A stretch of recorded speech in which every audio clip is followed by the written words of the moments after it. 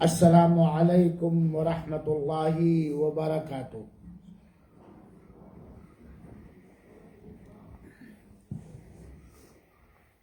بسم اللہ والحمد للہ والصلاة والسلام علی رسول اللہ وعلی آلہ وصحبہ ومن والاہ الی یوم الدین، اما بعد۔ عن عبد اللہ بن مسعود رضی اللہ تعالی عنہ قال قال رسول اللہ صلی اللہ علیہ وسلم فی حدیث: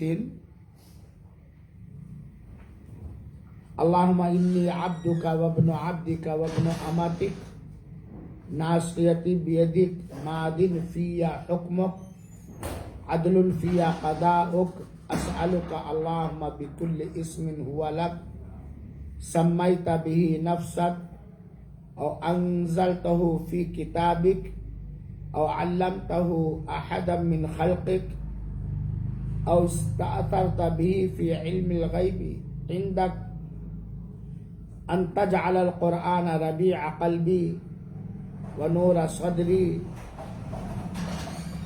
ان تجعل القرآن ربیع قلبی ونور صدری وجلاء حزنی وذهاب ہمی وغمی۔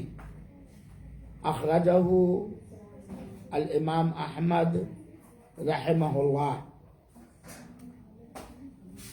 ہماری پیاری اسلامی بہنوں اور بیٹیوں، اللہ تعالی اپنے فضل اور کرم سے ہم سبوں کی ہر پریشانی، ہر غم دور فرما دے اور پوری زندگی تا حیات اپنی اطاعت و بندگی پر، اپنی فرما برداری پر باقی رکھے اور ہم سب کے بچوں اور بچیوں کی سدھار اور اصلاح فرمائے، توحید والا بنائے، نبی کی سنتوں کا پیروکار بنائے، ہر فتنوں سے، ہر غم سے ہمیشہ مامون و محفوظ رکھے، آمین۔ آج کے اس درس کے اندر غم، فکر اور ٹینشن کو دور کرنے کے لیے نبی کریم صلی اللہ علیہ وسلم کی ایک دعا سکھانا چاہتا ہوں۔ یہ اللہ تعالی کا نظام اور دستور ہے کہ اللہ تعالی اپنے بندوں اور بندیوں کو جس طرح چاہتا ہے آزماتا ہے اور جن حالات سے چاہتا ہے دو چار رکھتا ہے۔ اللہ تعالی سے اس کے حکم کے بارے میں کوئی سوال نہیں کیا جائے گا کہ اے اللہ تو نے یہ کام کیوں کر دیا، بلکہ اللہ تعالی ہم لوگوں سے پوچھے گا کہ تم نے یہ عمل کیوں کیا۔ دنیا کے اندر کوئی بھی ایسا نہیں ہے کہ اسے اللہ تعالی آزمائے نہیں یا اسے غم نہ پہنچے، ٹینشن نہ ہو۔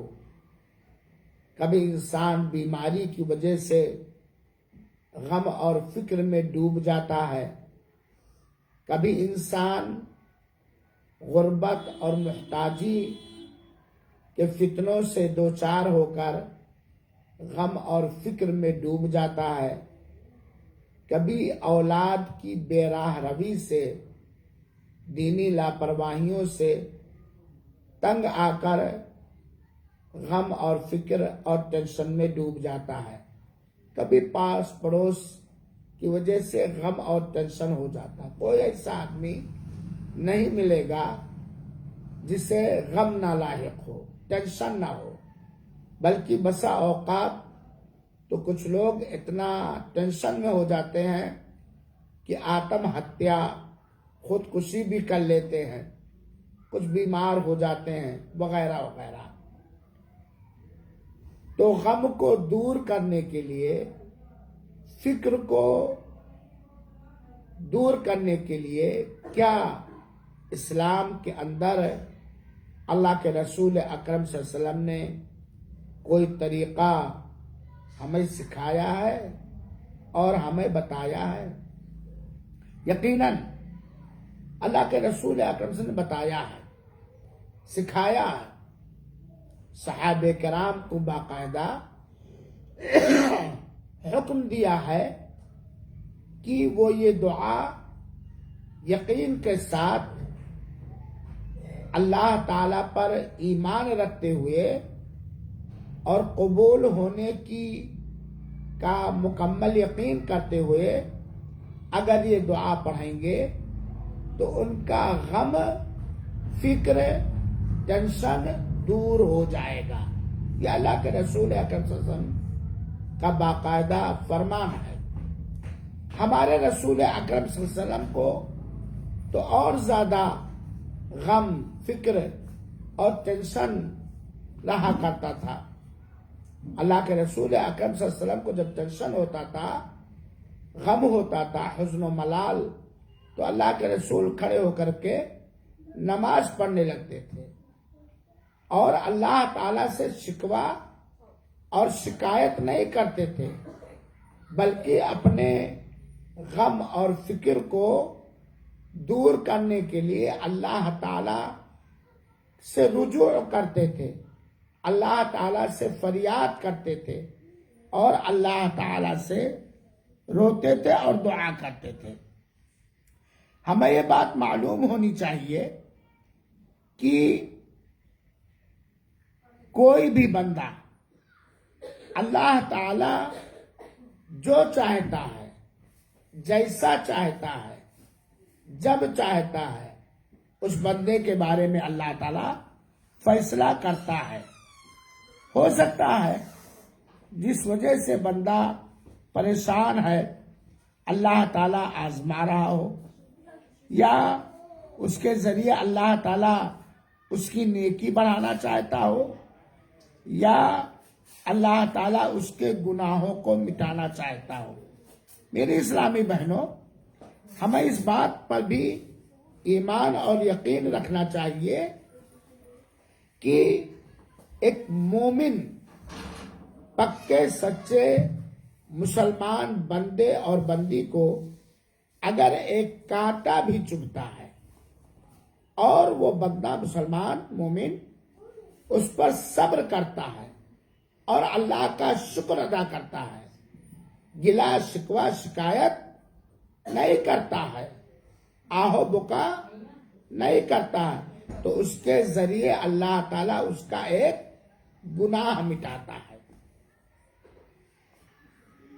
یہ بات بھی معلوم ہونی چاہیے کہ دعا کیا ہے؟ عبادت ہے۔ دعا کیا ہے؟ عبادت ہے، اور اللہ تعالی نے ہمیں اپنی ہی عبادت کے لیے پیدا کیا ہے۔ چنانچہ دعا جس کو فریاد کہا جاتا ہے یا تعریف حمد و ثنا کہا جاتا ہے، یہ اللہ تعالی ہی کے لائق اور اللہ ہی تعالی کو زیب دیتا ہے۔ چنانچہ اللہ تعالی کے علاوہ کسی سے ہم دعا اور فریاد، غم کو دور کرنے کے لیے، فکر کو دور کرنے کے لیے، ٹینشن کو ختم کرنے کے لیے ہم کسی مخلوق سے دعا نہیں کریں گے۔ کس سے دعا کریں گے؟ اللہ تعالیٰ سے۔ اور دعا کے سلسلے میں عمومی باتوں میں سے ایک بات یہ، السلام بیتما صلی اللہ علیہ وسلم احسن اللہ علیہ۔ ایک دوسری بات یاد رکھیے گا کہ اللہ تعالی دعا کو قبول ہی کرتا ہے اگر اللہ تعالی پر ایمان کے ساتھ اور یقین کے ساتھ بندہ اللہ تعالی سے مانگتا ہے، دعا کرتا ہے، تو تو اللہ تعالیٰ دعا کو قبول کرتا ہے. بلکہ مومن بندہ جب کسی پریشانی سے دوچار ہوتا ہے، کسی غم اور فکر سے کا شکار ہو جاتا ہے، تو سب سے پہلے وہ اللہ تعالی سے دعا کرتا ہے. تیسری بات دعا کے سلسلے میں یہ یاد رکھنی چاہیے کہ کوئی ضروری نہیں ہے کہ آج میں نے دعا کیا یا ایک بار دعا کی یا مہینہ بھر دعا کیا فوراً قبول ہو جائے. بلکہ اللہ تعالی جب چاہتا ہے اس وقت قبول کرتا ہے، کیونکہ اللہ تعالی بندوں کی مصلحتوں کو اچھی طرح جانتا ہے.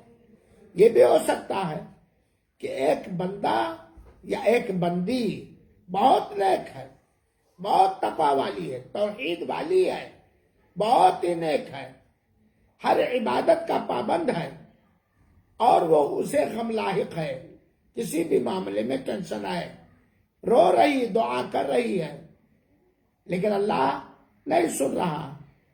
تب بھی اگرچہ ہماری دعا ظاہر میں ہمیں نہیں محسوس ہوا کہ قبول ہوئی، تو دعا کرنے سے ثواب اس کا بڑھے گا کہ نہیں بڑھے گا، اس کی نیکی بڑھے گی کہ نہیں بڑھے گی.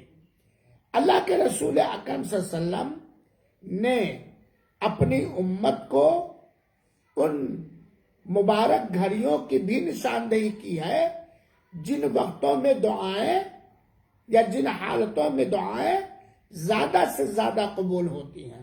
جیسے سجدے کی حالت ہے، اذان اور اقامت کے درمیان کی حالت ہے، اور آخری تشہد میں سلام پھیرنے سے پہلے کی حالت ہے، اور صفا اور مروہ پر طواف کے درمیان، پریشانیوں میں، بارش کے وقت. تو اللہ کے رسول اکرم صلی اللہ علیہ وسلم نے وقتوں اور جگہوں اور حالتوں کی بھی نشاندہی فرمائی ہے. تو اللہ تعالیٰ دعاؤں کو قبول کرتا ہے. اب سوال یہ ہے کہ اور اللہ کے رسول اکرم صلی اللہ علیہ وسلم بہت مختصر کلمات میں دعا کیا کرتے تھے، بہت مختصر دعا کیا کرتے تھے، جس کو جوامع الکلم کہا جاتا ہے. جیسا کہ کسی شاعر نے کہا ہے، کون سی دعا ہے وہ معاملے کیسی شعر ہے، کون سی دعا ہے وہ جو اثر نہیں رکھتی، ہاں مگر یہ لازم ہے مانگیے سلیقے سے.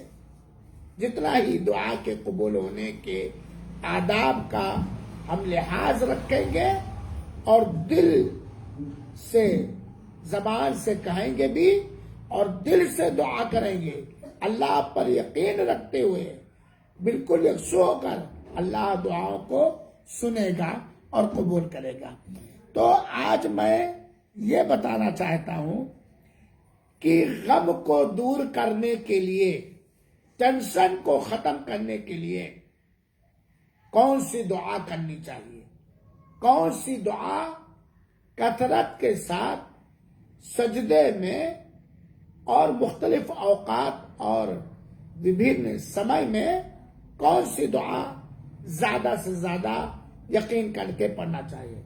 میرے بہنوں، آپ میں سے کوئی ایسا نہیں ہے جس کو ٹینشن نہ ہو. کچھ نہ کچھ غم ہو ہی جاتا ہے. شوہر بیمار ہو گیا، غم ہوتا کہ نہیں ہوتا؟ بچہ فیل ہو گیا، غم ہوتا کہ نہیں ہوتا؟ یا پاس پڑوس کے فتنے آپ کے خلاف ہو رہے ہیں، بیجا، غم ہوتا کہ نہیں ہوتا؟ لڑکے کی نوکری چھوٹ گئی، غم ہوتا کہ نہیں ہوتا ہے؟ غم ہوتا ہے، ٹینشن ہوتا ہے. تو اس میں پہلی بات تو ہم صبر کریں، ان اللہ مع الصابرین. دوسری بات، اللہ تعالی سے گلہ اور شکوہ نہ کریں. یہ نہیں کہ جوان لڑکے کا انتقال ہو گیا، بال نوچنے لگے، سینہ پھاڑنے لگے، ہائے اللہ تو نے یہ کیا کر دیا، ہائے اللہ تو نے یہ کیا کر دیا. گلہ اور شکوہ نہیں. اور یہ دعا زیادہ سے زیادہ پڑھیں. اللہ کے رسول اکرم صلی اللہ علیہ وسلم نے باقاعدہ اپنے صحابہ کرام کو یہ دعا سکھائی ہے، اور جب اللہ کے رسول اکرم صلی اللہ علیہ وسلم نے یہ دعا سکھائی تو صحابہ کرام میں سے کچھ صحابہ نے کہا الا نتعلمها، اے اللہ کے رسول اکرم صلی اللہ علیہ وسلم کہ یہ دعا کیا یہ دعا ہم سیکھ لیں، ہم یاد کر لیں، ہم کنٹھسٹ کر لیں اور ہم کریں؟ اللہ کے رسول نے کہا بلا، کیوں نہیں، یہ دعا تم لوگ یاد کر لو۔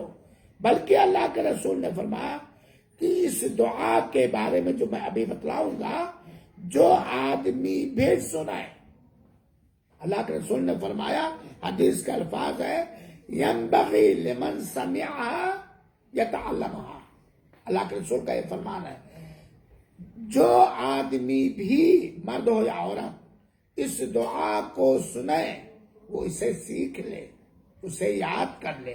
اللہ کے رسول نے اس دعا، اور اس دعا کے پڑھنے سے جتنا ہی ہمارے اندر اخلاص رہے گا اور جتنا ہی ہمارے اندر اللہ پر یقین رہے گا، توکل رہے گا، بھروسہ رہے گا، اللہ تعالیٰ اس دعا کو قبول کرے گا، اس کا غم اور اس کا ٹینشن دور ہو جائے گا۔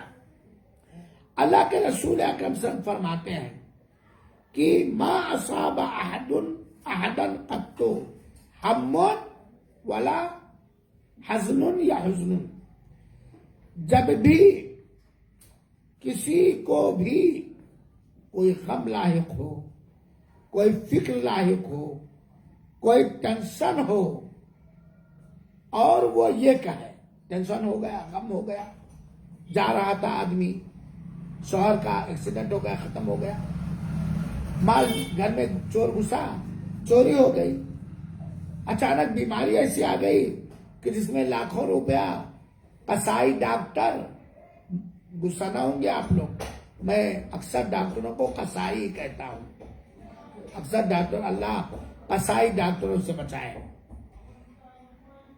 1 لاکھ لگے گا آپریشن میں، یہ ہو گیا، غم لاحق ہوگا کہ نہیں، ٹینشن۔ پہلی بات تو جیسے حادثہ ہو کیا کہنا چاہیے، انا للہ و انا الیہ راجعون، ہم اللہ تعالیٰ کے لیے ہے اور اللہ تعالیٰ ہی کی طرف ہم پلٹ کر آنے۔ پھر یہ دعا پر اللہ کے رسول فرماتے ہیں جب بھی کسی کو کوئی غم، کوئی ٹینشن، کوئی فکر لاحق ہو لگے تو کیا کہے، سنو غور سے، اللہم انی عبدک، اے میرے اللہ میں تیرا بندہ ہوں، اے میرے اللہ میں تیرا بندہ ہوں، یا میں تیری بندی ہوں۔ ہم لوگ اس کے اندر عبودیت کو ثابت کیا جاتا ہے، خاکساری اور اپنے آپ کو نیچا دکھایا جاتا ہے، کمتر ہونے کا، جس کو تذلل عربی میں کہتے ہیں، تواضع کہتے ہیں، وہ ہوتا ہے۔ اے اللہ تو میرا اللہ ہے، بات نہ کریں، اے اللہ تو میرا اللہ ہے، میں تیرا ایک کمزور ناچیز، ایک کمزور خاکسار بندہ ہوں، میں تیرا بندہ ہوں، وابن عبدک، اے اللہ میں تیرا بندہ ہوں اور تیرے بندے کا بیٹا ہوں، تیرے بندے کا بیٹا ہوں۔ کیا مراد اس سے ہے، ہم کس کی اولاد ہیں، آدم علیہ السلام، اور آدم علیہ السلام یہ بندے تھے کہ نہیں، اللہ ہی کے بندے تھے، اللہ نے انہیں پیدا کیا تھا۔ یہاں ایک بات اور ہے کہ جب آدم اللہ کے بندے ہیں، بیٹا تو کوئی اللہ کا نہیں ہے، تو آدم سے بھی کچھ نہیں مانگا جائے گا، کوئی بھی چیز مانگنی ہے تو کس سے مانگا جائے گا، جو آدم کا رب ہے، جو آدم کا اللہ ہے۔ وابن امتک، اور تیری بندی کا میں بندہ ہوں۔ کون ہے اللہ کی بندی سے مراد، حوا علیہ السلام، حوا علیہ، ہم لوگ آدم اور حوا کی اولاد ہیں۔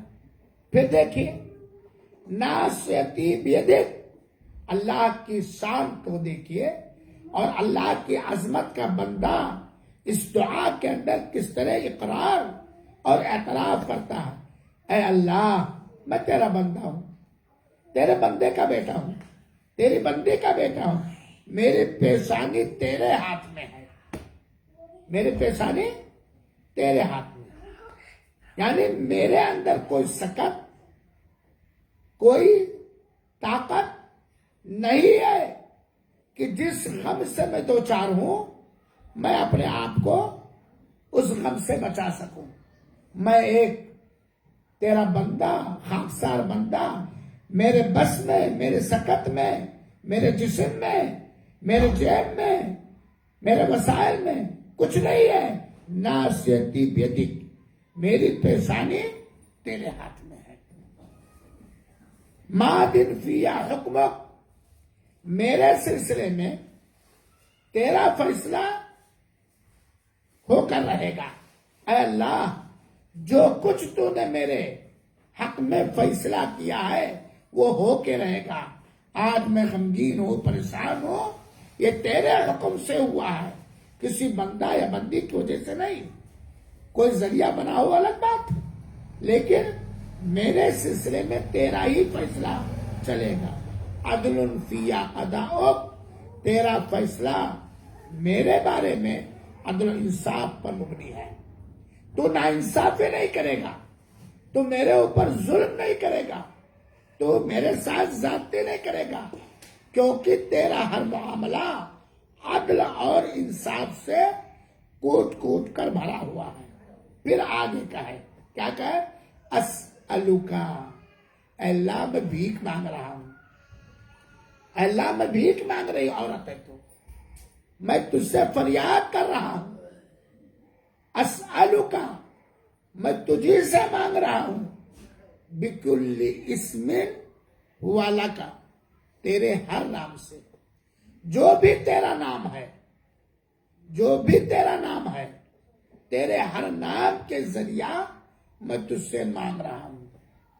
سمیت بھی نفسک، جو تو نے اپنا نام رکھا ہے۔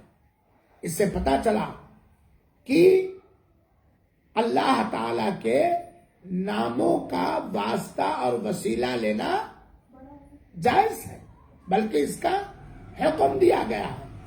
وَلِلَّهِ الْأَسْمَاءُ الْحُسْنَى فَادْعُوهُ بِهَا، اللہ تعالیٰ کے پیارے پیارے نام ہیں، چنانچہ اللہ تعالیٰ کو اس کے ناموں کے ذریعہ پکارو اور اس سے مانگو۔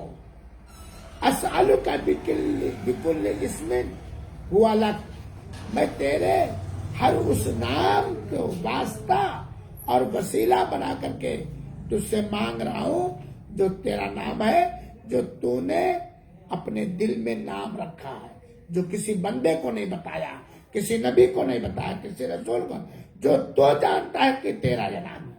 او علمتہ احدا من خلقک، یا وہ نام تو نے اپنی مخلوقات میں سے کسی کو بتایا ہے، سکھایا ہے۔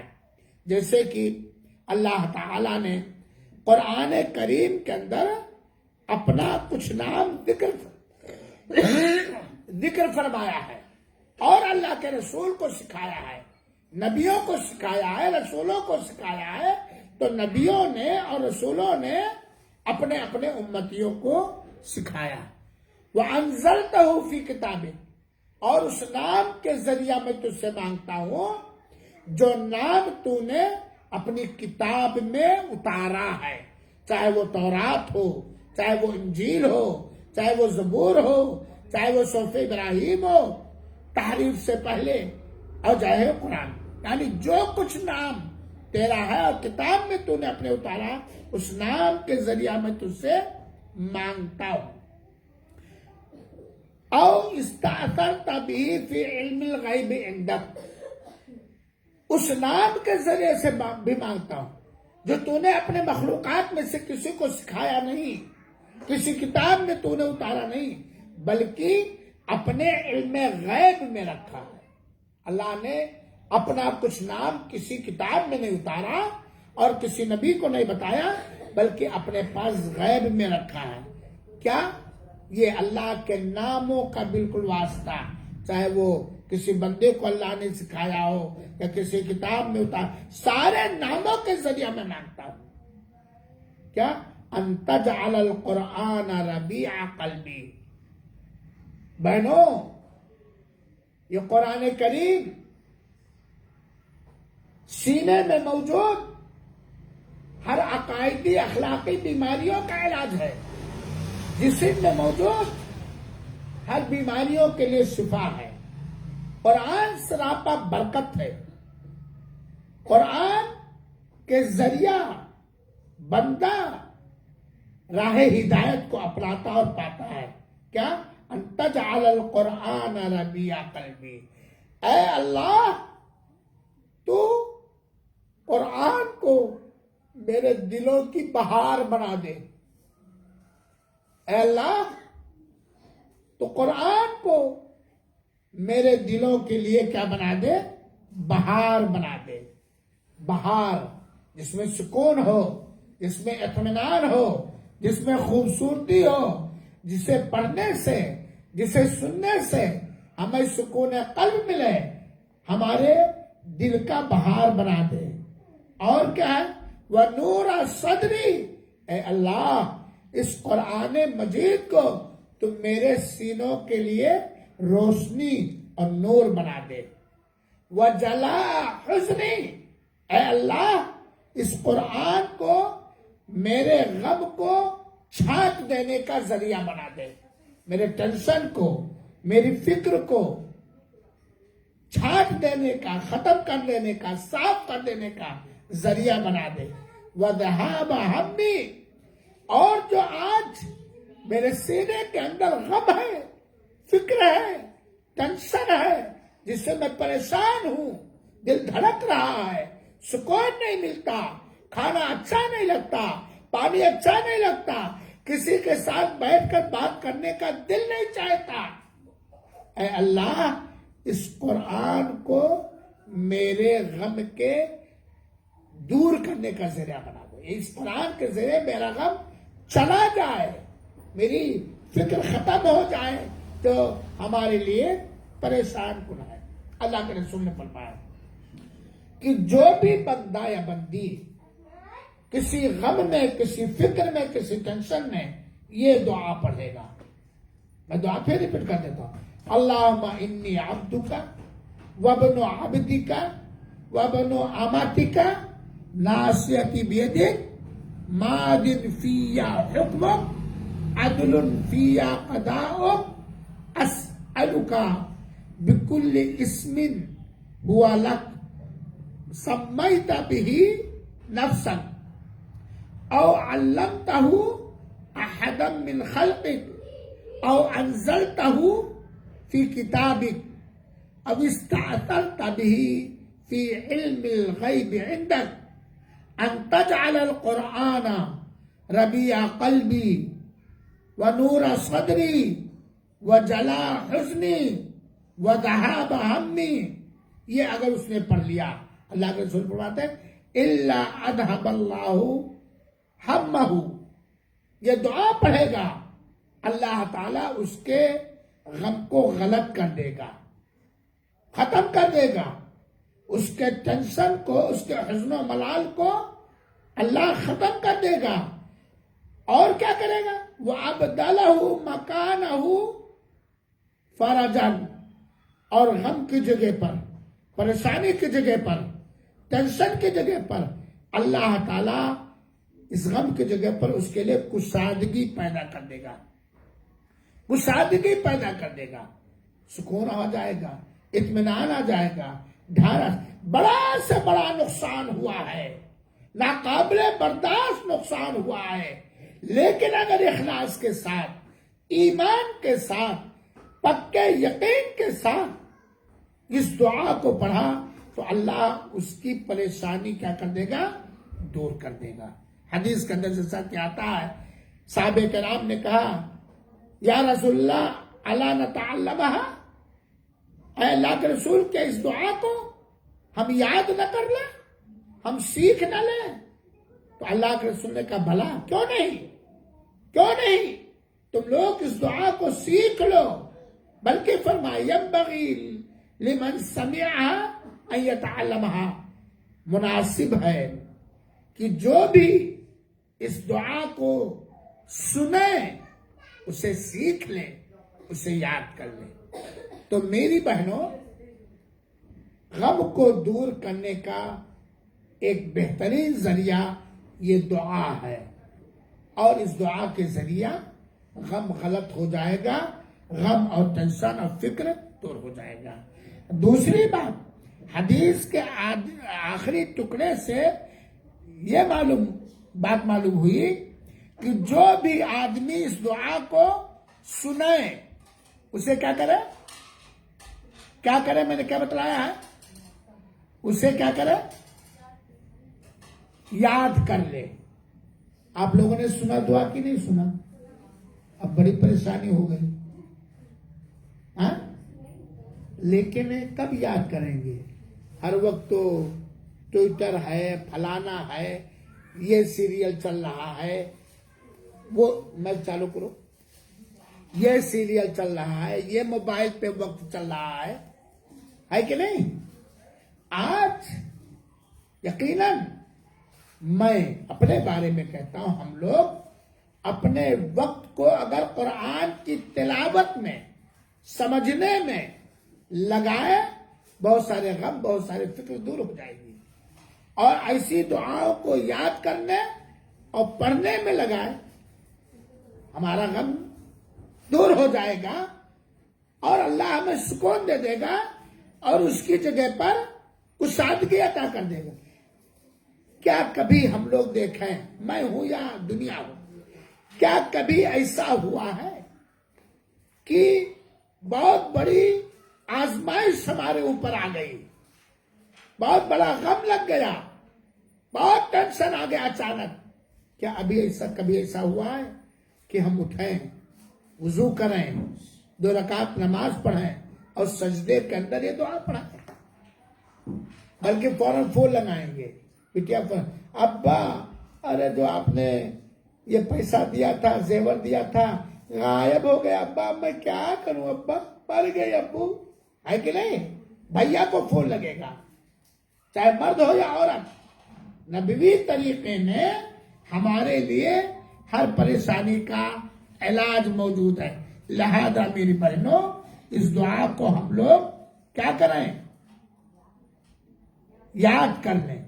میری بات نہیں، اللہ کے رسول نے فرمایا جو بھی اس دعا کو سنائے وہ اسے یاد کر لے، اور یاد کرنا کوئی مشکل نہیں۔ ٹھیک ہے، جب تک یاد نہیں ہو رہا ہے تو کیا کریں؟ ایک کاغذ پہ لکھ لیں، اور ایک کتاب میں نے آپ لوگوں کو دیا ہے، شاید کوئی پرانی بہن نہیں کہہ سکتی کہ وہ کتاب ہمیں نہیں ملی، فری حسن المسلم کے اندر یہ دعا موجود ہے۔ ہیڈنگ دیکھیں کہ غم اور فکر کی دعا یاد کر لیں، اور یاد کر لیں، اور اس کو زیادہ سے زیادہ پڑھیں، غم ہو یا نہ ہو، ہمیں اس کو زیادہ سے زیادہ پڑھنا چاہیے۔ دوسری بات، خاص طور پر یہ معلوم ہوئی کہ ہمیں دعا میں اللہ کے اسماء الحسنی، پیارے پیارے نام جو ہمیں یاد ہیں، چاہے وہ ذاتی نام ہو چاہے صفاتی نام ہو، ان کو اپنی دعاؤں میں ذکر کرنا چاہیے۔ جیسے کہ دعا ہے یا حی یا قیوم برحمتک استغیث، ہے نا؟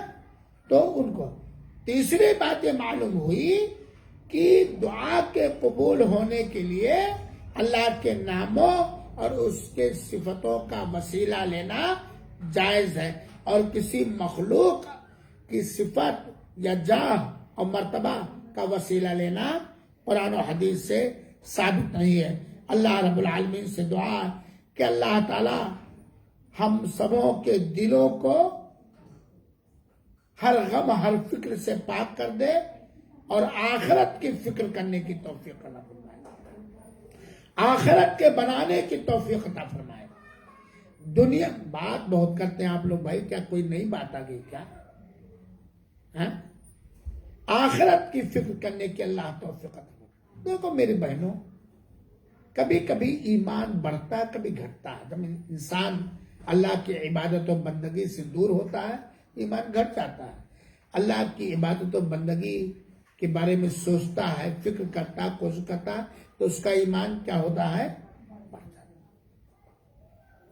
ہم میں سے، ہم مسلمانوں میں سے کتنے ایسے مسلمان ہوں گے کہ جو 24 گھنٹہ میں 5 منٹ یہ فکر کرتے ہوں کہ ہم جنت کیسے پائیں گے، ہم دوزخ سے کیسے بچیں گے، ہم اللہ کے عذاب سے کیسے بچیں گے، اللہ دنیا میں ہمیں عزت کیسے دے گا، اور سب سے بڑی عزت جو آخرت کی عزت ہے وہ کیسے ملے گا۔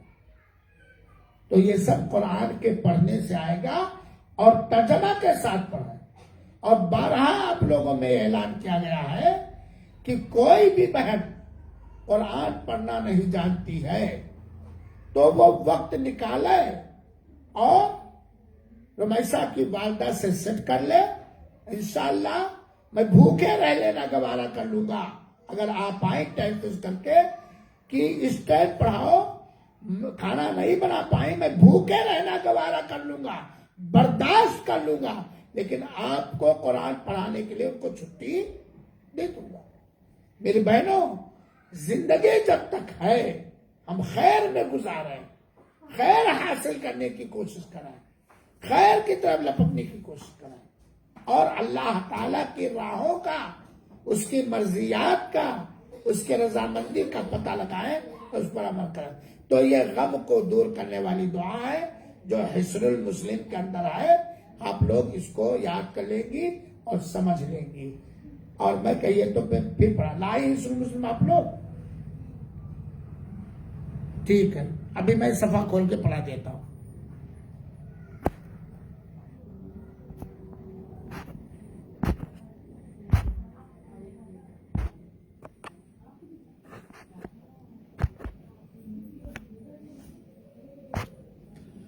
ذرا وہ حصن المسلم اٹھاؤ بھائی، کچن میں رکھا ہوا۔ وصلی اللہ علیہ وسلم۔